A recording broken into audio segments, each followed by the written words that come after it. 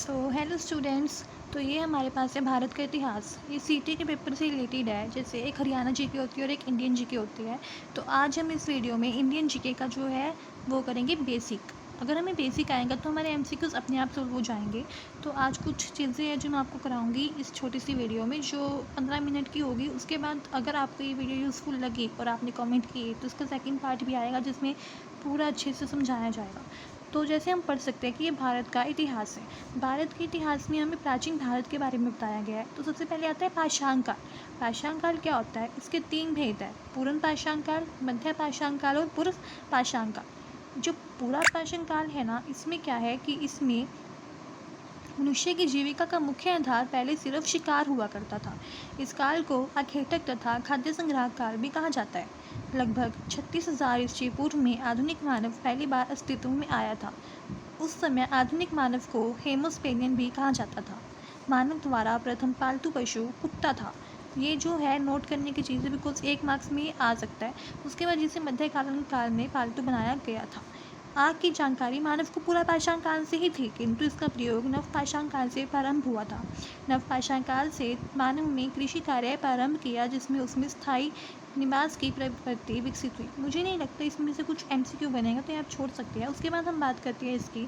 भारत में पाषाण कालीन सभ्यता का अनुसंधान सर्वप्रथम किसने किया था? रॉबर्ट क्रूस फूट ने, वो भी 1863 ईस्वी में इसका प्रारंभ किया था। किसका? भारत ने पाषाण कालिक सभ्यता का अनुसंधान, मतलब कि इसका जो निर्माण था सर्वप्रथम किसने किया था? रॉबर्ट क्रूस फूट ने 1863 ईस्वी में। से नोट कर लेना और इस पर निशान लगा लेना। देन आगे हमें बताया गया है कि भारत ने व्यवस्थित कृषि का पहला साक्ष्य मेहरगढ़ से प्राप्त हुआ है। बिहार के चिरांत नामक नवपाषाण कालिक स्थल में हड्डी के औजार मिले हैं। चिरांत नामक कोई जगह है जहाँ पे नवपाषाण काल में इसकी खोज की गई थी और वहाँ पे हमें हड्डी के औजार मिले थे। पाषाण काल में तीनों चरणों के साक्ष्य बोलन घाटी इलाहाबाद से प्राप्त हुआ है। औजारों में प्रयुक्त की जाने वाली पहली धातु तांबा थी तथा इस धातु का ज्ञान मनुष्य को सर्वप्रथम हुआ है। उसके बाद हड़प्पा के पश्चात 1922 ईस्वी में राखाल दास बनर्जी ने मोहनजोदड़ो नामक स्थल की खोज की। भारत में सर्वाधिक सैंधव स्थल गुजरात में पाए गए हैं। तो इसमें से हमें सिर्फ मेन नोट करना है कि जैसे ये गुजरात में पाया गया, ये आ सकता है। उसके बाद जो ये संदेहक है, सर्वप्रथम 1921 में राय बहादुर दयाराम सोहनी ने, मतलब कि ये नाम भी याद करना पड़ेगा ऑफकोर्स, तत्कालीन भारतीय पुरातत्व विभाग के निदेशक सर जॉन मार्शल के नेतृत्व में हड़प्पा नामक स्थल की खुदाई पर सभ्यता की खोज की। तो ये सब कुछ जो हमें इंपॉर्टेंट इसमें से पढ़ लेना है। जो प्राचीन भारत में पाषाण का टॉपिक था वो क्लियर हो जाना चाहिए आपको। आई नो थोड़ा सा कंफ्यूज होंगे, तो मैं आपको इन शॉर्ट बताती हूँ कि इसमें क्या है। इसमें हमें पाषाण काल के बारे में बताया गया है। सबसे पहले पाषाण काल को 3 भागों में विभाजित किया गया: पूरा पाषाण काल, मध्य पाषाण काल और पूर्व पाषाण काल। जो पूरा पाषाण काल था उसमें लोगों का जो जीवन का आधार था वो केवल शिकार था। शिकार के अलावा उन्हें उस काल में कुछ भी नहीं आता था। उसके बाद जो आग की जानकारी थी, मतलब उन्हें आग की जानकारी तो थी मध्य पाषाण काल में, पूर्व पाषाण काल में, लेकिन उन्हें आग का प्रयोग पूर्व पाषाण काल में करना आया था।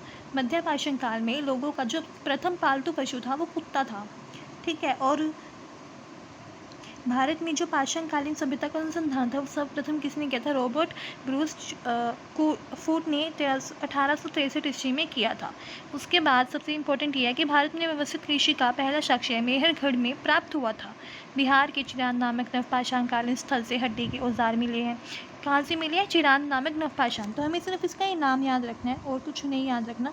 बस एक बिहार के चिरांत नामक से हमें क्या हुए? हड्डी के औजार प्राप्त हुए हैं। और सर्वप्रथम 1921 में राय बहादुर दयाराम सोहानी ने तत्कालीन भारतीय पुरातत्व विभाग के निदेशक सर जॉन मार्शल के नेतृत्व में हड़प्पा नामक स्थल की खुदाई कर इस सभ्यता की खोज की। तो ये इंपॉर्टेंट इसमें से है जो हमें याद करना है। देन ये जो है ना सिंधु घाटी सभ्यता, हड़प्पा सभ्यता, इसे हम स्किप कर सकते हैं अभी के लिए। ऑफकोर्स इट्स इंपॉर्टेंट, बट मैं अपनी अगली वीडियो में कराऊंगी। देन हमारे पास उसका नेक्स्ट टॉपिक जो है वो है सभ्यता का कालक्रम और नामकरण, कि जो इस सभ्यता का नामकरण है वो कैसे पड़ा।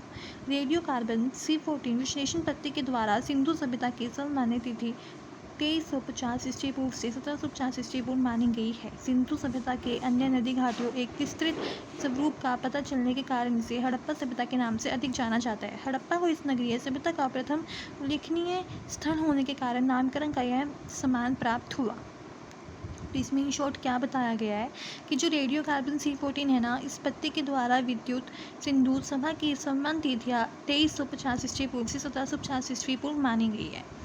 देन ये भी अच्छा है कि सभ्यता की विशेषता, हिंदू घाटी सभ्यता कांस्य युगीन सभ्यता थी।